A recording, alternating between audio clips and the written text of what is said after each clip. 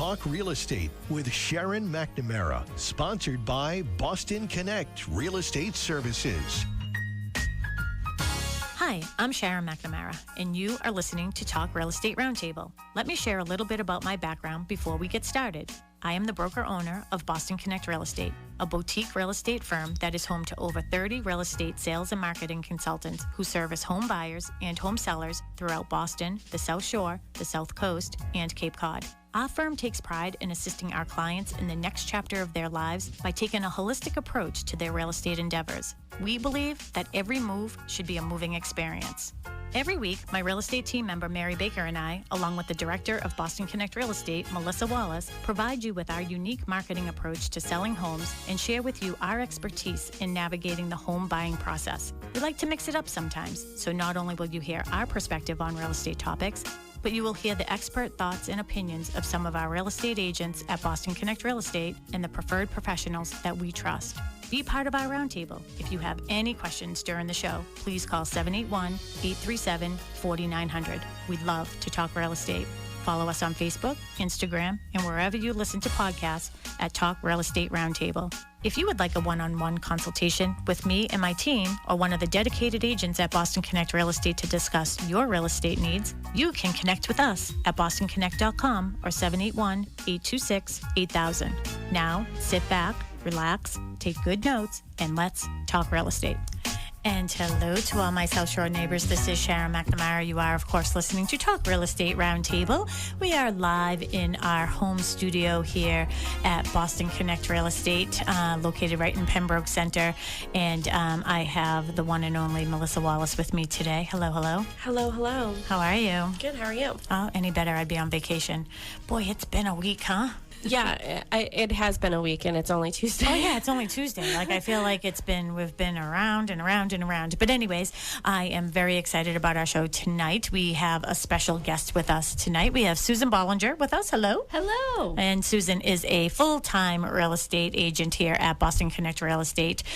She's the best of the best when it comes to everything that there is to know about real estate, buying a house, selling a house. Then what do you do if you're going to think about buying and selling a house at the same exact time? Well, that's going to be her topic tonight, right? Yes. Yep. So we're going to dive deep into that. If you have any questions for us regarding real estate or our topic, again, it's buying and selling at the same time and trying to maneuver through the nuances of how to get that done. 781-837-4900 is the phone number to the studio at WATD, and they will pipe you over to us. But Sue, why don't you introduce yourself to all of our listeners? I know you've been on with us before. Yes. Now you're an old pro, so I know just for those, you've been in the business for quite a long time now. How many years? It's been 20 years. 20 years. And Yeah. Sue and I have known each other from other companies, and she's been with us forever. And at one point, she was actually she helped with all of our new agents in the Yes. mentoring program. So she was one of our directors of that program, and she's so good with technology, and we love being in the same room together when it comes to technology. We could literally get lost, but then we were fumbling around here earlier. She's tripping over things. I'm like, where's Melissa? Well, you were saying like it's been a long week. I feel like it's already. I've been telling people to have a nice weekend. It's only Tuesday. Have a nice weekend. It's like, I feel like that's another way of just like telling someone off. Like, have a nice weekend. Have a nice weekend. I just told off a whole bunch of people. Just have a nice weekend. I know. I got a text from you saying, "Are you coming back?" And I'm like literally at the center of town. I'm like, yes, I've been, helping Sharon with her client because she got an accepted offer. Yeah, a lot of great things have happened. Yeah. So we actually got a couple things under agreement today.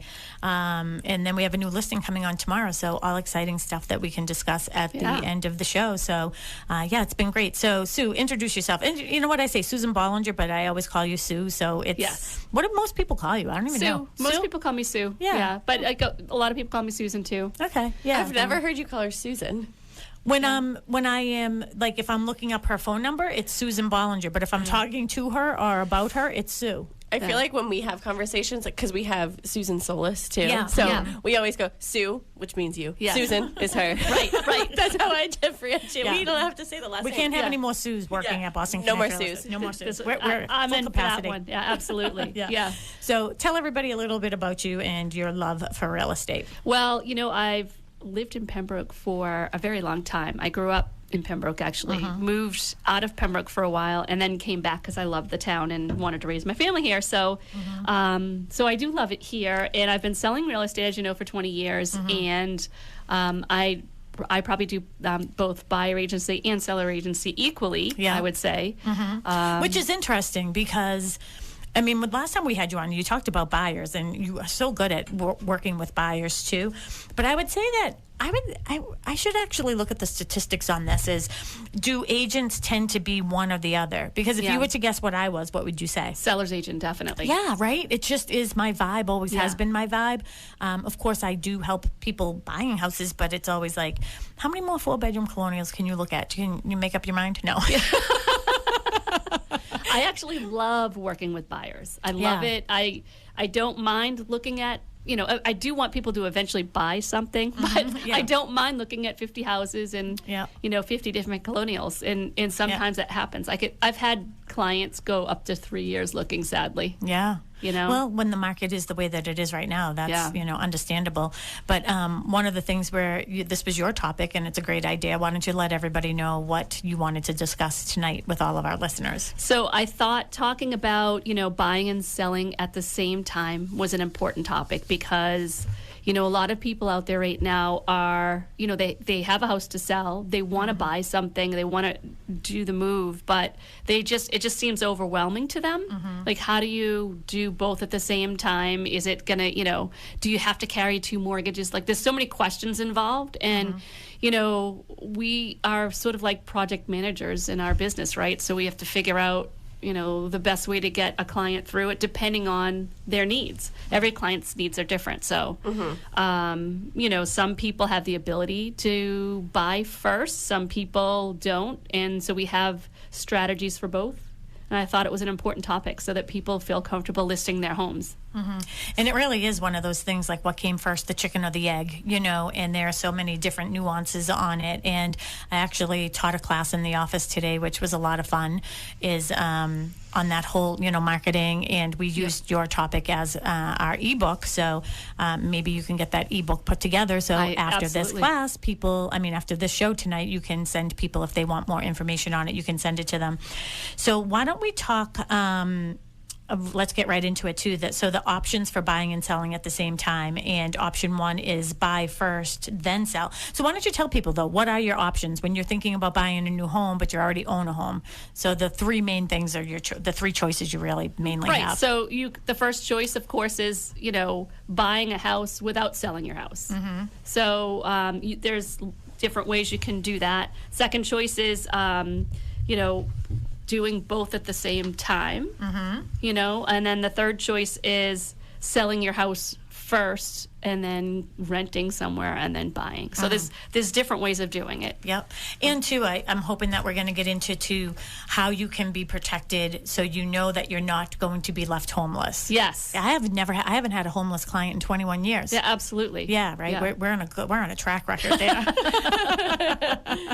There'll be no homeless clients out of Boston Connect Real Estate. That's right. Unless you choose to be. Yeah. I've had clients choose to be homeless. Yeah. Like, they knew they were selling their house, they were going to go rent somewhere, and that's what they wanted to do, but they didn't have a family to move with them. It's a little bit more complicated if you have a family, of course, right? Absolutely. So all right, so let's talk about the first one. So you can buy first and then sell. So why don't we get into some of the benefits of buying a new home before selling your current one? Yeah, so if you buy your home, if you can if you have the ability, financial ability to buy a home first, it's better for a lot of reasons. First of all, you're not rushing to buy something. You take your time and you wait and you find the right house. Yeah.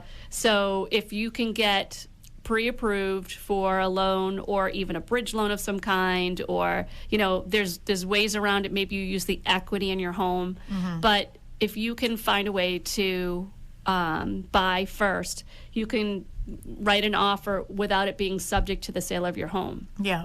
If you can do that, then you're in a good... financially do that. If you can financially do that. But what do you do if you can't? What if I have to sell my house before I go on to buy another one? In that case, what you do is, you have to list your house and have it subject to, any offer you make on a home is subject to the sale of your house.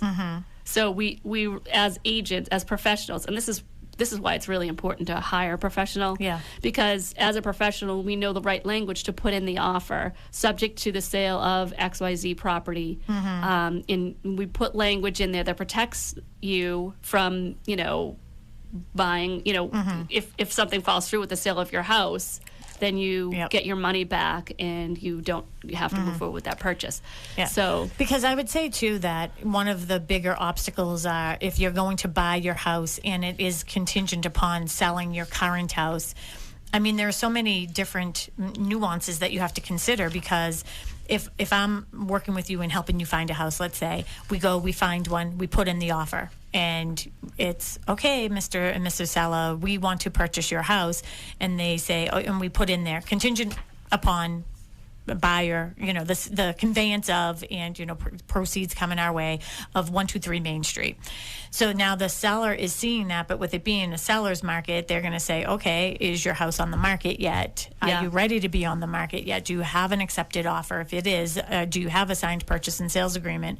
So from a negotiation standpoint, I don't think it puts people in a good place. Right. What are your thoughts? So what you do instead is obviously, when you list your house, it's subject to the seller finding and securing suitable housing. So you have to put that right in there. And then hopefully you get a buyer that, puts that, allows you the time to find a new home. And you write that into the purchase and sale agreement.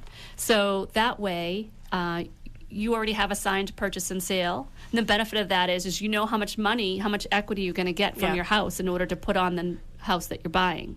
So it's definitely easier to do it that way because you know what the variables are already.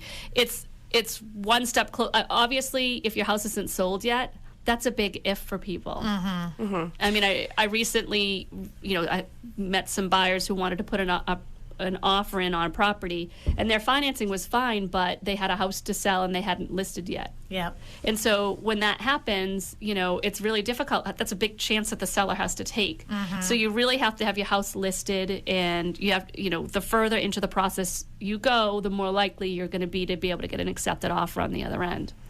So I want to back it up a little bit. Yes. So being able to purchase a home before you sell your home, we'll get back to that part.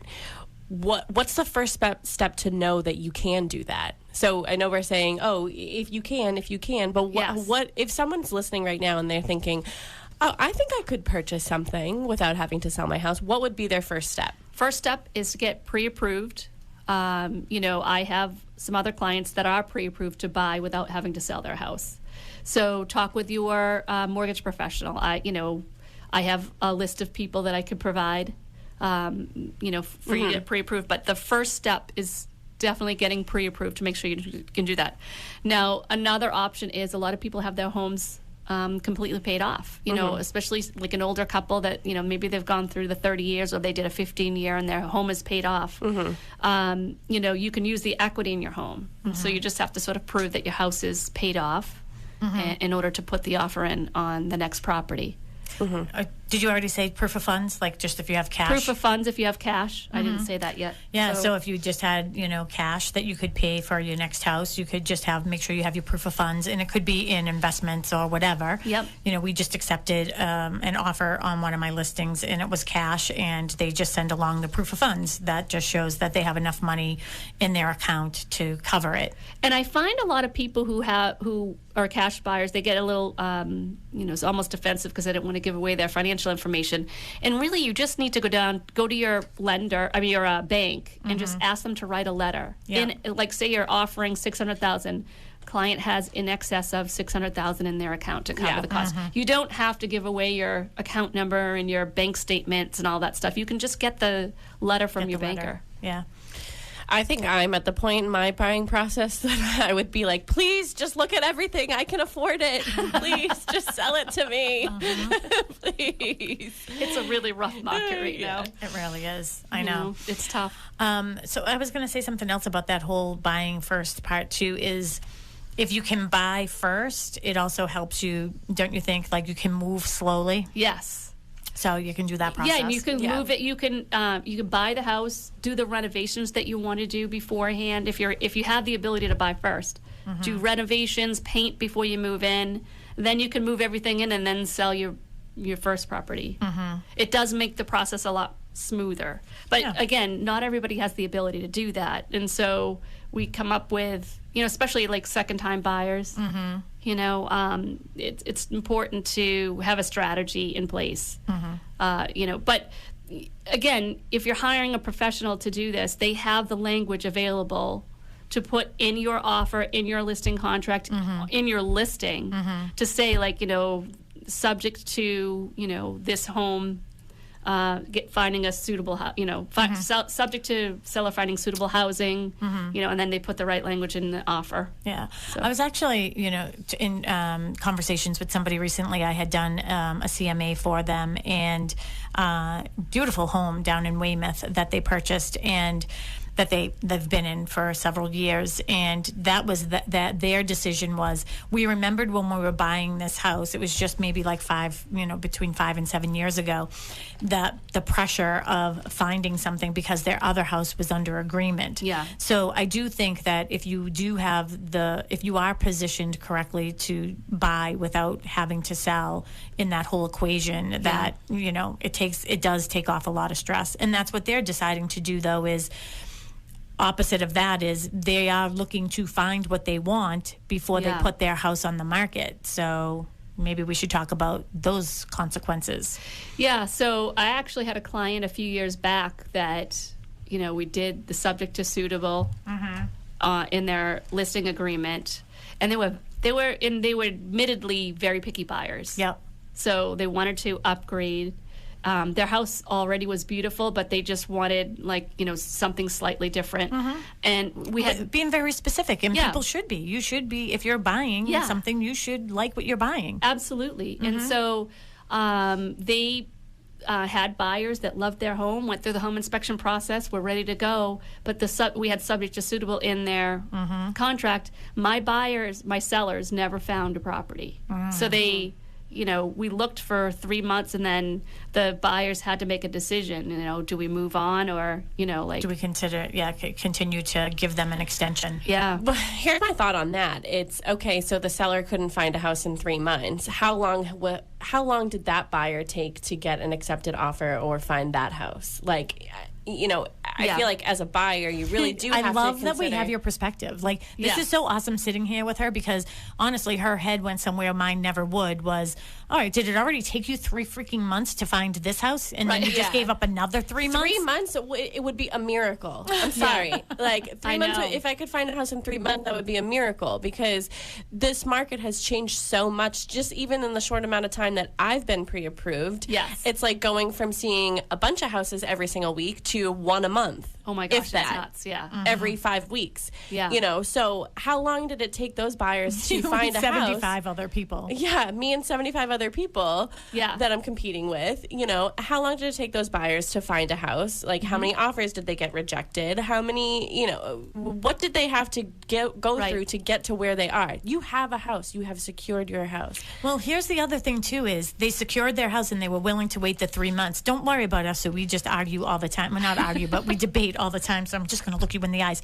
Not only that, because you bring up such valid points, is they waited 3 months. Did they potentially lose something else while they were waiting for your client to find a house? Right. Right? I mean, that's a bump. I mean, this is why it's that's such an so emotional true, but who knows roller if they would have gotten that one either. Right. You know what I mean, Jelly Bean? I know. You just never know. But that's this market. What happened to these people was a few years ago. So, just saying. But I agree with you. It's difficult. Yeah. And I do feel that sellers, it is a seller's market, 100%, that buyers are willing to wait as long as it takes in some instances. And now I was doing an analysis for somebody else recently, and she doesn't want to leave her house until the end. She doesn't even really want to put it on until probably August, September, for a later closing into the fall.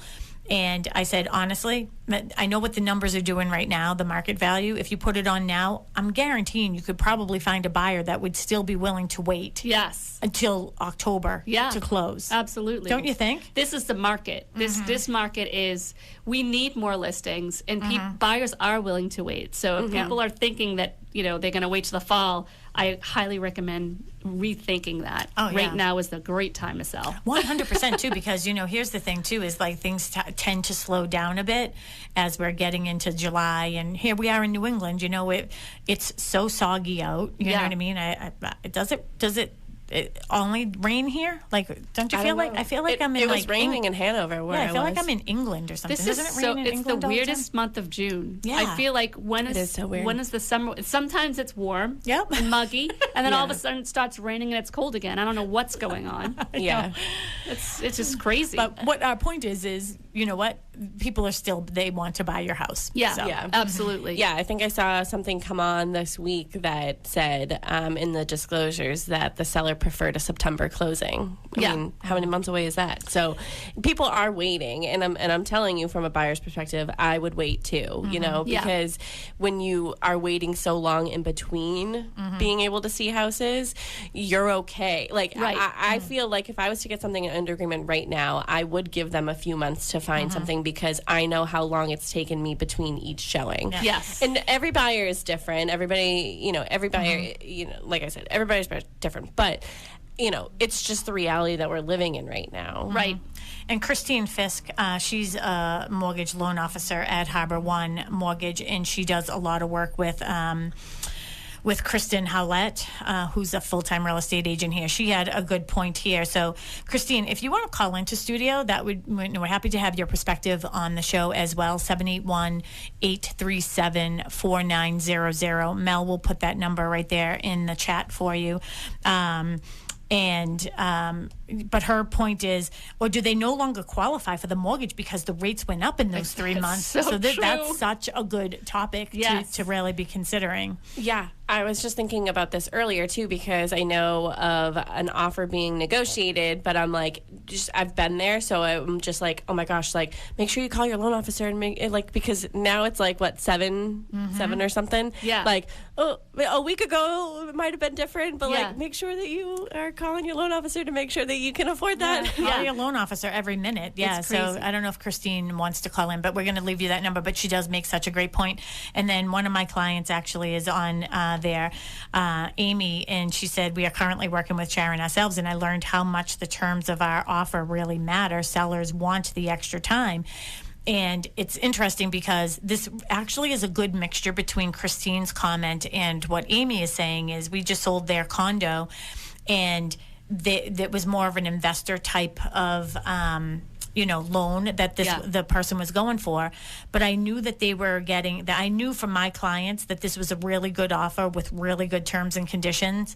And I'm never going to force anybody to do anything they're uncomfortable with. But I had to say to them, if you're uncomfortable for a month, and you make this much more money, is it worth it to you? And they said yes. But one of the things we were able to negotiate, because vacation fell in there too, is so we made the sale of their condo. Initially, it was contingent upon them finding suitable housing, but then we ended up taking it off because the offer was so good. And they're living with family, but we're going to be closing at the end of this month. But we were able to do a 2-week lease back. Oh, perfect. Hey, Sharon. Yeah. Christine is on the line. Perfect. Hello, Christine Fisk. How are you? Hi, how are you? I'm doing great. Why don't you give yourself a little promo there for everybody as well, so everybody knows who they're listening to? So it's completely random. I was going to be a fly on the wall listening to this conversation. But you couldn't stop yourself. So when you start talking about mortgages, and I'm like, oh. So anyway, I decided just to call in. I don't mean to crash your party. No, it's good my information. name is Christine Fisk. I work for Harbor One Mortgage. Like Sharon said, I work closely with Kristen Howlett. We do a lot of transactions together. Love your team, by the way. And I just, I was happened to be working tonight, and I was like, oh, well, listen to this while I work away, and now you've got my attention. So I hesitated on chiming in, but I live here locally in Halifax. I cover Bridgewater branch, Plymouth branch of Harbor One Bank, because we're owned by Harbor One Bank, even though we're Harbor One Mortgage. So I'm a local face, and that's pretty much my story. Did you know Nick? Was it Nick? What was his name? What was his last name? His last name? And he passed away, so we'll talk about that offline. Anyways, Okay. yeah. So your point was what you have to be concerned for, right? So if buyers are saying, okay, Mr. Seller, I am willing to wait until you find suitable housing, how should a client, if Sue's client is the buyer, how should that be better prepared if you're just going to let somebody be free willy, doing whatever, take as long as they want to get a house? Yeah, and typically, I mean, it's so hard to lock someone in without really having a definitive date. And we all know that if, like with new construction, you say, oh, it's 60 days, and you really don't want to lock in until you have some sort of confirmation it's going to happen. So as a loan officer, we don't like to lock in rates without some sort of definitive close date. And then you run the risk because everybody right now is, assuming your top debt to income ratio is 50, everyone's a 49.99. And it's just nerve-wracking. And it's just, if someone doesn't have a lot of wiggle room, we have to have the conversation with them of, your rate has to be this for you to qualify. And if they don't possibly have the funds to buy down a rate if they had to in the future, you just have to have a conversation with them that they're at risk for not qualifying. And it's nerve-wracking for us because no one works a salary job anymore. And it's, if someone decides to cut back on their hours and not tell me, and it's just so many unknowns out there with income today because everybody is maxed out. There's no room for mistakes. And you just have to have that conversation with the buyer of what they're getting themselves into. Christine, can I just ask you something a little off topic? It's Sure. Still on topic, but what about bridge loans? Can you talk about what that looks like for a buyer if they want to, buy a house without having sold their home first? Well, we don't offer bridge loans. They're a bit hard to find. I think they're a niche market. A lot of people today are using equity lines from their primary residences if they have one currently, and they're taking an equity line and using that as a down payment. Okay. Typically, that's the route to go. Okay, all right. And they'll incur usually an early payment penalty for closing out that equity line when they do close on their primary, but for like a $575 fee on average, it's just the cost of doing business. Yeah, and I mean, because the cost to extend out the rate, right, when you're lock-in, right? I mean, 90 days would be a long time, right? Yeah. It is. I have a question. And the longer you lock out your rate, the higher your rate is. A 30-day rate is going to be a little bit more favorable than a 90-day rate, and then, you're paying a daily fee. Is that you, Melissa, that had a question? Yes, it is. Hi, Christine. Yeah, I have a question. So would it be helpful, I understand that, the rates are sort of ever-changing, but would it be helpful if the buyer had a property under agreement that was sort of below what they could afford? So, say that they could afford up to $400, but they have something under agreement for $325, would that help sort of with the cushion, with allowing a seller to, because they could maybe financially afford a little bit of a fluctuation in the rate? I would hug my buyers if they would do that. But that's not usually the case. Kristen, oh, no, it's not. And you can ask Kristen. I don't sleep well because people are at the tippy top of their ratios anyway. But, everyone right now is trying to get a home. And as you know from personal experience, they're just trying to get a home. And what can we afford? Because we know our prices around here. And everybody is at their max. I have a couple right now, actually, who came to that first-time homebuyer session we had in your office. I'm totally pushing them towards the Attleboro area because they don't have children. It's close to both of their works. But they can get an affordable starter condo, low property taxes, low condo fee, and stop renting. And Attleboro is just way more favorable and affordable for them. And I was like, if you go down there and find yourself a $250 condo, oh my gosh, you have so much wiggle room, and I don't have to stress. And I feel like we're seeing things going more south, right? Don't you think? Mm-hmm. Definitely. Yeah, I actually had lunch with someone today that brushed up on my Rhode Island housing skills because everybody's going to Attleboro, and then they tippy-toe over and they're into Rhode Island. So, well, I know that Kristen Howlett and I are going to be working on getting our license in Rhode Island. So she has been after me to do that. So I'll do it with you. All right. Can you plan it? Can you tell us what we have to do? So we're going to do that. Give us a step-by-step. Yeah, exactly. Well, Christine, thank you so much for calling in. Do you have any last thoughts for us, or anything that the buyers and sellers should be considering if they're thinking about buying and selling at the same time? Oh, it's just really tough. It's holy water. I don't know. Holy water. That's what we're telling everybody. I don't have any advice. It's like where do we want to meet? We're going to go look at a house. Where do we meet? We're going to meet at St. Mary's Church. We're going to say a prayer before we go. For everybody, maybe awesome. You should bring a rosary beads to your buyer meetings. But no, anyway, no, thank you for having me. I always will spew information that I can. And I look forward to listening to the rest of your conversation. Yeah, we appreciate you. But Christine, before you go, again, this is Christine Fisk. She is a mortgage loan officer at Harbor One Mortgage, and her phone number is 617-697-6566. One more time. 617-697-6566, and you can text me pretty much anytime and call me during somewhat normal business hours because we do sleep. and occasionally, right? I know. Right. Again, thank you so much for calling in. We appreciate you, and thank you for always taking such great care of Kristen Howlett. Again, full-time real estate agent here at Boston Connect. Yep, she loves you. Thank you. Yep, bye-bye. Bye. Thank you.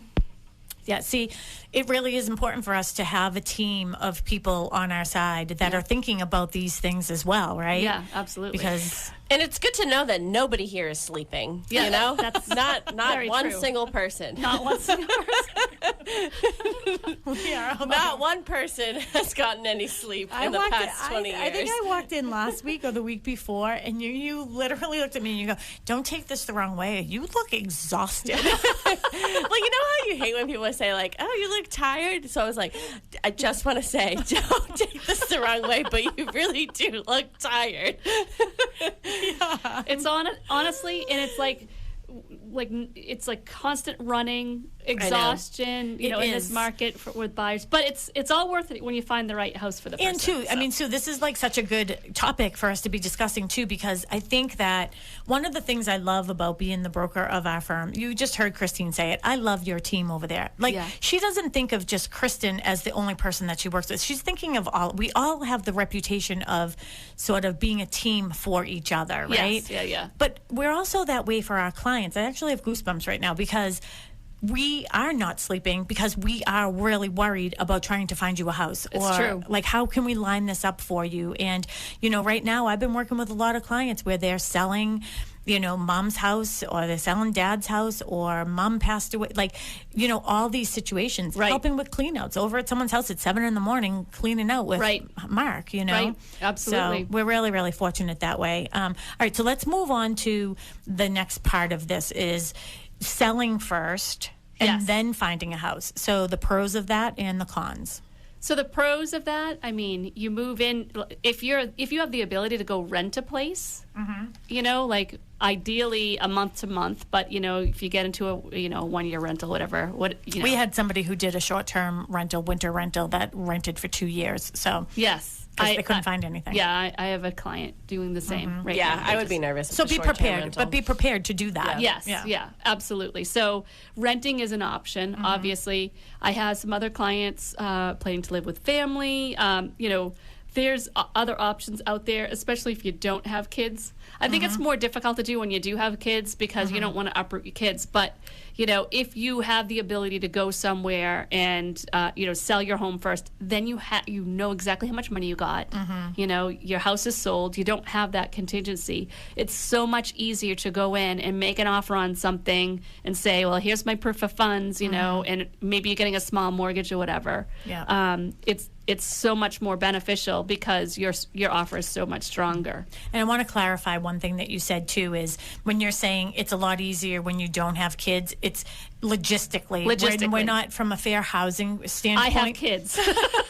I have a daughter, and she's a cat. Yeah. So, like, from a fair housing standpoint, Right, we're right. not saying you can't do this because you have kids. Thank you for catching that. Yeah, but just so you know, I sit on the grievance committee for the state of Massachusetts for the National Association of Realtors, Massachusetts Association. Yes. And Sue is on the level above me, which is professional I don't think standards. it's above you. I think it's just a different. Well, the next step. The next- from grievance Yeah. to, yeah. We're all equals here. We're all okay? equals. Yeah. Yeah. So she's on professional standards. So we didn't mean anything by that. But, Yes. No. But, and you know, and here's the other thing too is, you know, being able to sell, then it puts you in just a different category when you go to negotiate at that point, right? Negotiation's so much easier if you don't have something, an extra contingency. So already there's like contingencies that you have to consider. You know, there's the mortgage contingency, there's the home inspection contingency, you know, the appraisal contingency, you know, there's all these contingencies. So if you're taking that off the table, then that's one less thing a seller has to worry about. Yeah. And this is, you know, Amy is, I think she's still up there as well, my client that had sort of put something in the chat for us. And that's exactly where we were with them. And I said, you know, and again, it's hard to uproot. You know, you have your kids, you have your cat, you have, you know, cats, you have, you know what I mean, your lifestyle, you work from home. It's not going to be easy to do it, but you have to sort of pick your discomfort level. Absolutely. What's better? Would you rather have the money and know that you got it and be able to then... I don't think that their offer would have been accepted if it wasn't already under agreement. Right. So, and they got a really, really nice house. But also, don't you think, too, as a seller, if you have the ability to rent, move in with family, friends, to do something, Yeah. the money that you'll make on the equity that you're going to gain on your house, Absolutely. the sale price will be worth it. Yeah, absolutely. You're not feeling rushed. You know, like if you do it the other way and you buy first and you don't know what you're getting for your house, now you're stuck. Now you have to sell your house in order to keep what you're buying. So that's probably the less ideal way to do it because you still don't know what your house is selling for, right? Yeah. So you want to make sure you know what your funds are. Also, you know, if you sell your house and sort of get into some sort of short-term rental or moving in with family or something, you're avoiding a part of a domino effect. Yeah. So Right. you could be purchasing a house, but you don't have like a home sale contingency yourself, but the seller of the house that you're purchasing may be purchasing something else. So like that's the domino, but at Right. least you don't have the one behind you, you know, so you have to close on 4 properties in the same day, which isn't going to happen. Right. You know, so there's sort of a silver lining a little bit, I guess, with that one. But yeah, definitely. so it's almost like, yes, it's added stress of moving twice, but like there's that bigger added stress of like you physically don't have a house to sell. You already sold it. Right. And I feel like the objection always is for us, and this is why you do need a professional, you know, on your team, is our goal is always to try to align those dates so they are coinciding so you can Exactly. buy and sell on the same day, right? Yes, So why yes. don't you talk a little bit about that as well? Yeah, I think, you know, I don't want to discount the fact that we can, there's absolutely strategies to buy and sell at the same time so that you're not like feeling like you're homeless for a year with kids or a dog or a cat. Yeah. You know, like if you... I love how you're I both including cats because cats. you're looking at me because that's all I have. And a cat. A cat. So, you know, so you want to make sure that you know, if you're working with a professional, we're putting the appropriate language in to protect you at all times. And it's definitely something that can be overcome. You can buy and sell at the same time. It's always better to at least have your house under agreement before you put an offer in on something. Yep. So, because, you know, honestly, if if I'm a listing agent and someone comes in with that offer and they have a house to sell, if it's not under agreement or it's not on the market yet, I feel like, well, how do I even know that they're going to sell it for what they think they're going to sell it for? So one of the other things too, we sort of skipped by too, and I'm just thinking about this because it sort of happened to me on the other side. I was as a buyer's agent, but if you consider, buying someplace before, and let's just say you put in an offer and it's contingent upon you selling your property and you don't have it on the market yet, that the seller of that other house could say to you, okay, Mr. or Mrs. Buyer, we're going to give you 30 days to get an accepted offer. We're going to give you 2 weeks to get an accepted offer on your property. And if you can't, then we'll revisit it and maybe we'll extend it. But if you can't get your house under agreement in 2 weeks, a month, whatever it is, then we're going to move on. So that works too. So you can be creative when you're putting your offers together. And with my client, it ended up, we went in and looked at a condo last week, and the agent told us, they're looking for an end of July closing date because they had something accepted on that. And I said, okay, that's perfect. So on my offer, I said honor before July 28th because my clients were cash. But the other person was like, oh my gosh, the sellers of my place actually want to go sooner, but we held back because we weren't sure how soon we'd get ours under agreement. So having a cash offer, we were like, all right, well, we can close whenever you want. So now instead of July 28th, it's going to be like July 6th. Oh, perfect. So you can, you know what I mean? Having conversations with the other agents is really important. Very important. And you need to hire somebody that does that, has good relationships with people in the industry and knows how to negotiate these things. Yeah. Talk a little bit about some of the contingencies, like the dates and the deadlines that, when we are, trying to maneuver this roadmap for people buying and selling at the same time, how it's really important to have this commitment letter before this commitment letter and all those things. So what I'm doing is when I have a seller who has their house under agreement and they're going to put an offer on something, I look at what the commitment date is in the seller's contract. And then I try to line that up, and I always do like 2 or 3 days before. Or after. So I want this commitment date to be after the sellers. So they have to be lined up so that way if the buyer falls through for the seller's house, they're not stuck with having to lose their deposit. It's about protecting the deposit money for the clients because you do have loopholes written into the purchase and sale agreement that allow you to get your money back if certain dates aren't met, if certain contingencies aren't met. It's so important. And Sue, I'm not saying anything poorly or badly about any agent out there, but there have been several times I have been the listing agent on that property, and I don't ask the buyer's agent where my commitment letter is. I'm assuming that you know when it's due. And if you don't get it to me when it's due, you better have an extension. Because if it's the day after, you just risk that person's deposit. And that's my job. Is my fiduciary responsibility is to the seller. Right. Why would we chase that down? We want to protect the seller, and if they don't meet their date, then we keep their deposit. And I've had many of agents call me and say, oh my God, I can't believe I forgot that the commitment was due yesterday and I needed an extension and blah, blah, blah, blah, blah. And I was like, well, I'll have to get approval from the seller at that point. So, or let's just hope you can get it to us and everything stays together because, your client is risking $25,000 right now. Absolutely. So getting that appraisal in before the commitment date, all of those things matter. So what are some other final, I can't believe we only have 4 minutes left. We have 4 minutes. We want to talk about a couple things going on too with, the show coming up on Saturday. But do you have some final thoughts or points that you definitely want to get out to our listeners? Well, I think the main point is to make sure you're hiring a professional, and you could certainly call me and I'd be happy to help you, of course. And we would highly recommend that you call Sue Bollinger. Yes. So it just don't try to do it on your own if you don't know how to do it because it's too important of an issue. You need to know how to buy and sell at the same time, and if you don't, then you could really hurt yourself. You could lose a lot of money. And too, we did this in 45 minutes, and certainly we could talk about it for much longer. Absolutely. And I know you're in the process right now of creating a nice ebook that for people. So if people wanted to get that ebook on, the whole process of buying and selling at the same time, how can they get in touch with you? They can reach me at 508-317-5729. Say that one more time. 508-317-5729. And your email address is? S as in Susan, Bollinger, Bollinger, at bostonconnect.com. Yep, and you can always go to bostonconnect.com and you can find her under our agents. And Yes. if you are interested in getting that ebook that she is creating, she's happy to share that with you. There's the pressure. There's the pressure. She's going to get it done. Yeah, but lots of good tidbits and everything else that she's going to have in there.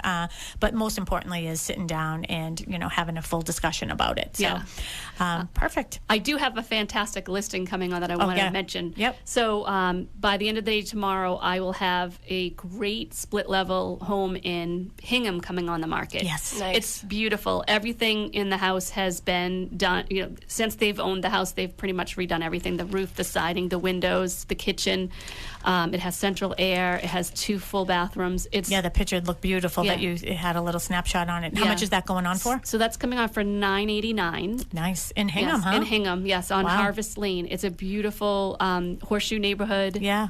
Very close to Route 3 and Derby shops, and Nice. it's centrally located. So Perfect. And will you be doing an open house or anything this weekend? yeah, so I'm planning to do an open house on Saturday from 11 to 1, and Sunday will be 12:30 to 2, I believe. Okay, perfect. And then, of course, if anybody wants to get an appointment, they can call you. Absolutely. Call the office. We'll get you. I actually have a listing coming on the market as well, either tonight or tomorrow morning. That is located at 25 Ledgewood in Duxbury. It's a 4-bedroom colonial. It is going on for 1-1. It has some beautiful, beautiful views out back. So if you want any information on that, 781-294-4848 or bostonconnect.com. And All of our past shows, talkrealestateroundtable.com, and all of our contact information, bostonconnect.com. Thank you so much, Sue, for joining us tonight. Thank you so much for having me. thanks, Sue. Go to Boston Connect to find all her information. And if you are from the town of Pembroke, we are having a public forum on Tuesday, June 20th at 6:30 at the Pembroke High School cafeteria. This is for the Master Plan Collaboration Committee. We could really use your input for shaping the future of the town of Pembroke. So please come. Hope to see you there. Yeah. Bye. Bye, George. See ya.